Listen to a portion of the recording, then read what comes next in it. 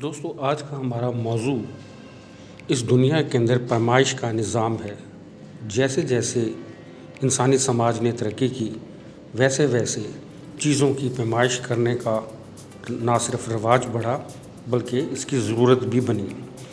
فلاں چیز کتنی وزنی ہے، فلاں چیز کتنی لمبی ہے، فلاں چیز کتنی چوڑی ہے، یہ سب کرنے کے لیے جب انسانی سماج نے کافی ترقی کر لی تو پھر ان کی ضرورتیں جو ہے وہ پڑیں۔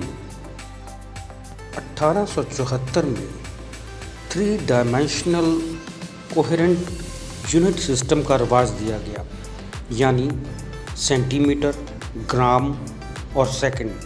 دوسرے لفظوں میں کسی چیز کی لمبائی چوڑائی ماپنا، کسی چیز کا وزن ماپنا اور کسی چیز کا ٹائم کا تعین کرنا، یعنی کہ ایک واقعے سے دوسرے واقعے کے درمیان کتنا وقت ہے اس کا میئر کرنا۔ تو ان کی کم سے کم چھوٹی سے چھوٹی جو پیمائش تھی وہ سینٹی میٹر، گرام اور سیکنڈ تھی۔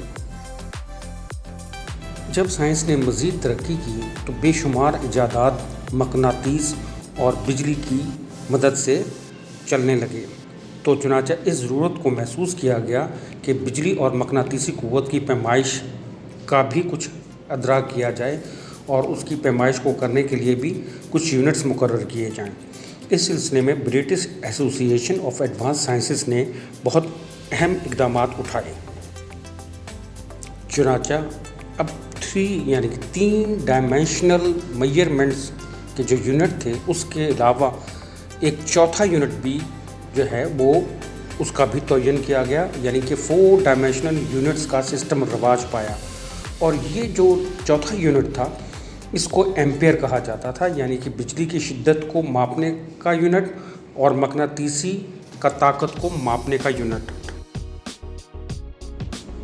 تاہم 1954 میں مزید قدم آگے بڑھائے گئے اور اب ایمپیئر کے علاوہ یعنی بجلی کی شدت کو ماپنے کے یونٹ کے علاوہ کیلون یعنی تھرمو ڈائنامک یعنی ٹیمپریچر کو ماپنے کا یونٹ بنایا گیا، اور کینڈیلا یعنی کہ روشنی کی شدت کو ماپنے کا یونٹ بھی تخلیق کیا گیا۔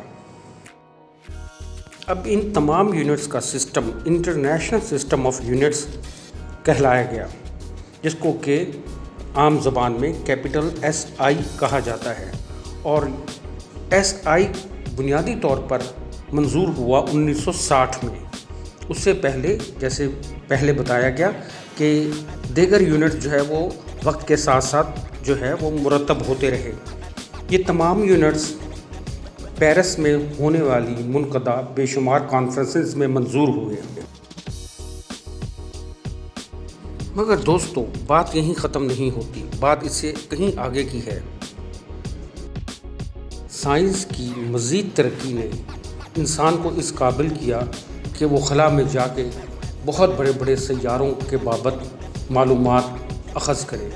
صرف یہی نہیں بلکہ چھوٹے سے چھوٹے جراثیم، چھوٹی سے چھوٹی پیمائش کو بھی اپنے دائرہ کار میں لائے، ان کو ماپ سکے۔ اس سلسلے میں 18 نومبر 2022 جی ہاں ابھی چند ہی روز پہلے فرانس میں ایک اور کانفرنس ہوئی، اور اس کانفرنس میں بہت بھاری بھاری اجسام جیسے مختلف سیارے جیسے زمین اور بہت مائکرو نوعیت کے جو اجسام تھے ان کو ماپنے کے بارے میں بھی بات کی گئی کہ ان کی پیمائش کتنی ہے۔ اس سلسلے میں فرانس میں 2 نئے یونٹس متعارف کرائے گئے، رونا جس کے ذریعے زمین تک کا ویٹ دریافت کیا جا سکتا ہے، اور کوئٹا جس سے باریک سے باریک جراثیم کی لمبائی بھی پیمائش میں لائی جا سکتی ہے، اور مچھر تک کی پیمائش بھی کی جا سکتی ہے، یا ایسے چھوٹے حشرات کی پیمائش بھی کی جا سکتی ہے۔